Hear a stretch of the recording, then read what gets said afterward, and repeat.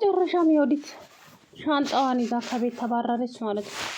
ሻንጣሽን ውጭ ይዘሽ ከዚህ ከፊት አይንሽን እዚህ ቤት ውስጥ ማየት አልፈልግም። ከእንዳንቺ አይነት ውሸታም ሰው ጋር ነው ለካ እስከ ዛሬ እዚህ ቤት ውስጥ የኖርኩት። እናቴንና አለምን አልሰማ ብዬ ይሄ ሁሉ ነገር እናቴ ላይ ሲደርስባት እኔ በህይወት የለውም ነበር። እማዬ እባክሽ ይቅርታ አድርጊልኝ እናቴ። ይሄ ሁሉ በደልና ስቃይ አንቺ ላይ መድረስ የለበትም። ላንቺ የማይገባሽ ነው የሰጠውሽ። እማዬ አንቺ እኮ ብለሽ ነበረ ያንቺን ነገር አልሰማ ብዬ እንጂ እቺ ሴትዮ አስመሳይ ናት፣ እባክህን አትመናት ስትይኝ እኔ ግን አምናታለሁ።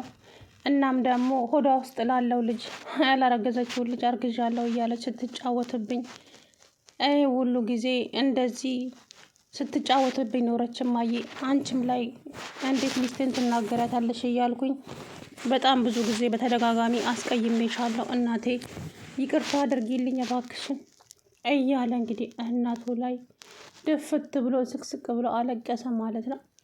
ወይዘሪት ዮዲትም እባክህን እናቴ እቤት የለችም፣ መሄጃም የለኝም፣ እባክህ ይቅርታ አድርግልኝ የኔ ንጉስ፣ ሁሉንም እንተውና አብረን እንኑር በፍቅር አለች። ይህ የምን ፍቅር? ፍቅር ታውቂያለሽ እንደ አንቺ የዋ ልቤ አግኝተሽ ስትጫወችበት ኖረሻል እስከ ዛሬ ድረስ።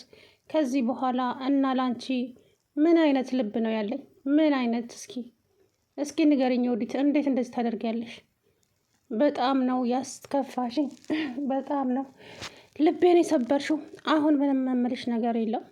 በሄድሽበት አይቅናሽ አልልሽም፣ ምክንያቱም ክፉ አልናገርም።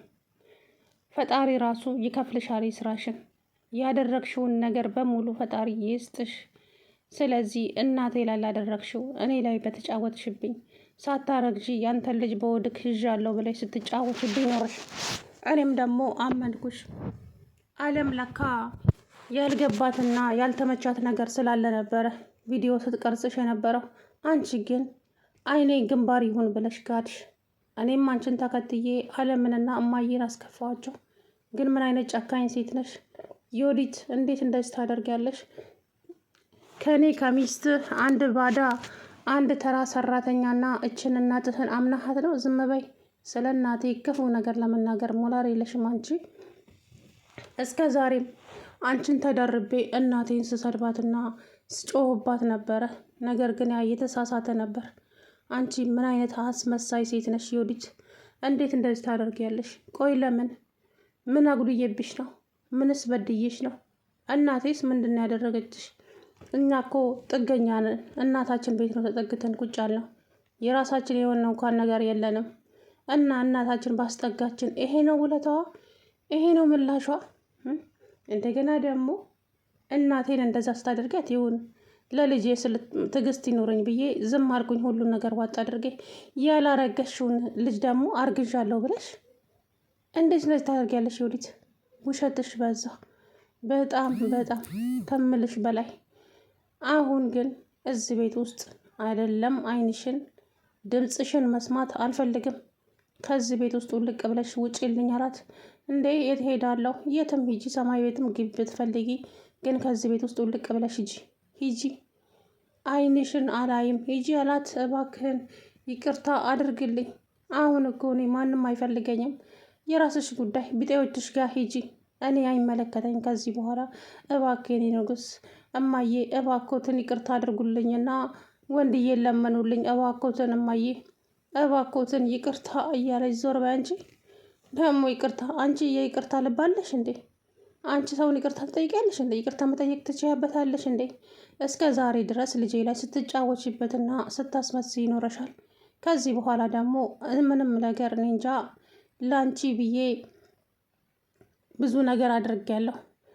እየመታሽኝ፣ እየሰደብሽኝ፣ እያንቋሸሽኝ ለልጄ ስል ሁሉንም ነገር ችዬ ዝም ብያለሁኝ። አንቺ ግን ከነገ እየባሰብሽ ነው የሚሄደው። እናም ግን አየሽ፣ እውነት እውነት ናት፣ ትቀጥናለች እንጂ አትበጠስም።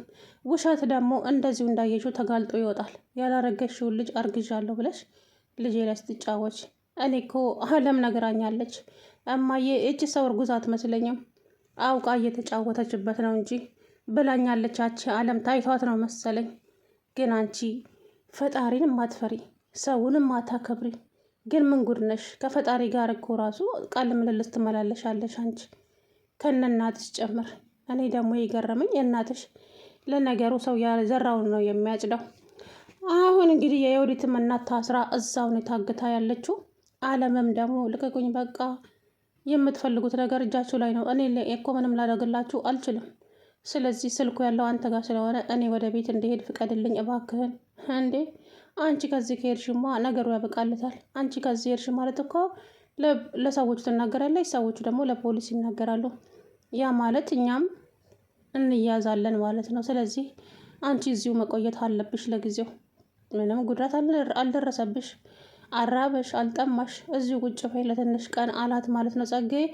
እሷም ደግሞ እባክህን ያቺ ሴትዮ እቤት ውስጥ ሆናለ ትገላታለች። አሁንም እሷ እንኳ እዚህ ብትታሰር ልቤ ያርፍ ነበረ፣ ግን እባክህ እማዬን ትገላቸዋለች፣ የወዲት እማዬን ትገላቸዋለች እባክህ ብትለውም እኔ አስጠንቅቂያት ነው የመጣሁት።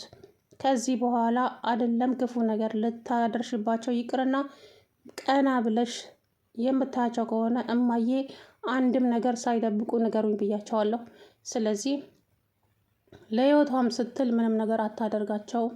ግን አንቺ ይሄን ያክል ላሰርሽ እንደዚህ የምትጨነቂው እንዴት ነው? እናትሽ አይደለች ውርስ ሰጥሻለሁ ብላሻለች እንዴ? እኔ ምንም ነገር አልፈልግም፣ ግን ለህሊናዬ ነው። ምክንያቱም ሰው ነኝ፣ እናት አለኝ። የሰው እናት ደግሞ እንደዚህ ስትሆን ማየት ያማል። የራሴስ ብትሆን ብዬ አስባለሁኝ። እና እማዬ በጣም መልካምና ጥሩ ሰው ናቸው። ለሰው አዛኝ ናቸው። ሰው በልቶ የሚጠገብ እንኳ አይመስላቸው።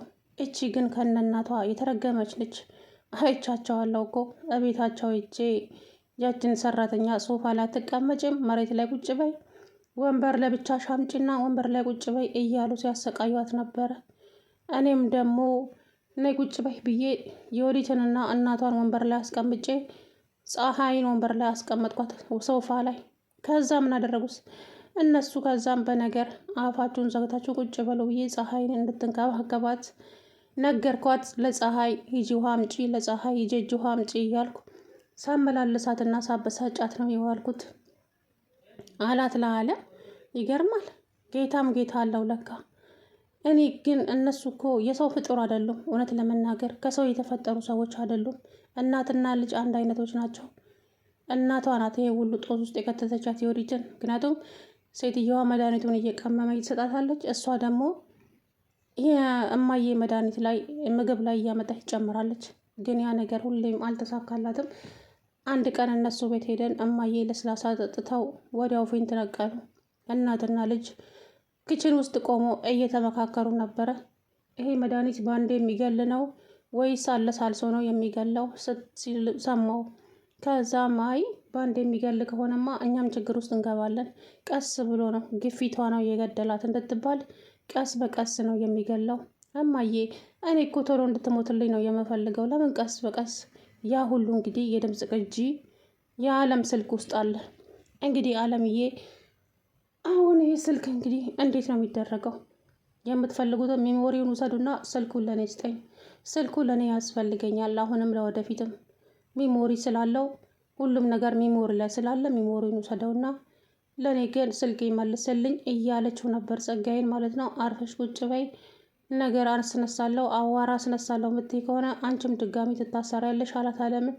እኔማ ለምን እታሰራለሁ? የሚታሰሩት ይታሰሩ እንጂ ወንጀለኞቹ እኮ እነሱ ናቸው። እኔ ምንም ወንጀል አልሰራሁም። እውነትም በተጋፈጥኩኝ ነው ይሄ ሁሉ ነገር የደረሰብኝ አለች። ሰላም ውድና የተከበራችሁ የቻናል ቤተሰቦች እንዴት ናችሁ? አለው ደህና ነኝ። እንግዲህ አለም እዛው ነው ያለችው። የወዲትም ሻንጣዋን አስይዞ እንግዲህ ከዚህ ቤት ቀጥ ብለሽ ውጪልኝ፣ ሳታንገራግሪ ምንም ሳትይ ከዚህ ቤት ውጪ፣ አይንሽን ማየት አልፈልግም የወዲት የምትባይ ሰው በፍጹም ከዚህ በኋላ የኔ ህይወት ውስጥ የወዲት የምትባል ሰው የለችም። አላውቃትምም፣ አታውቅኝምም። ስለዚህ አሁን ይህን ቤት ለቀሽ ውጪ ብሎ እንግዲህ ሻንጣዋን አስይዞ ከቤት ሰደዳት ማለት ነው። እሷም ደግሞ የኔ ንጉስ እንዴት እንደዚህ ታደርጋለህ? እኔ እኮ ያንተ ፍቅር ነኝ። እንዴት ለልጅ እንኳ አታስብም? የምን ልጅ? አሁንም ልትዋሺ ነው እንዴ? ልጅሽንማ እኮ ሳታረግዢ አርግዣለሁ ብለሽ ዶክተሩ አዋረደሽ። እናም የምን ልጅ ነው ታዲያ የምትይው? አሁንም ልትዋሽኝ ትሞክሪያለሽ እንደ ወይዘሮ የወዲት? ኧረ እባክሽ ውሸት እኮ ሲበዛ ይቀስፋል። ስለዚህ ለምታደርጊያቸው